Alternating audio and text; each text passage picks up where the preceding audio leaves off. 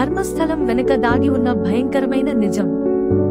ఓ వాస్తవం బయటకు రావడానికి ఎన్నో ప్రాణాలు బలయ్యాయి. ఒక్క ఫైల్ చేతిలో పట్టుకున్న ఈ మనిషి భయంతో వణుకుతున్నాడు. ఆయన చూసింది నిజమైతే అది దేశాన్ని కదిలించే విషయమవుతుంది. ఇక్కడ చీకటిలో కూర్చోబడ్డది శవాలు మాత్రమే కాదు, ఒక గ్రామం యొక్క నిస్సహాయత కూడా. ఒక్కొక్క ఎముక బయటకు వస్తున్న కొద్దీ ఒక భయంకర చరిత్ర వెలుగులోకి వస్తోంది. ఈ 13 బొట్లు కాగితంపై ఉన్నా వాటి వెనక 13 కుటుంబాల కన్నీళ్లు ఉన్నాయి. ఈ వాస్తవం బయటపెట్టే ముందు నేను బ్రతకలేదేమో అని అనుకున్నాను. కానీ నాకు నిజం ముఖ్యం. మౌనంగా ఉండే సమాజమే అత్యాచారానికి సహకరిస్తుంది. అందుకే మేము న్యాయం కోసం గళమెత్తుతున్నాం. ఇప్పుడే విచారణ మొదలైంది, కానీ నిజంగా న్యాయం జరుగుతుందా అనే సందేహం మిగిలే ఉంది.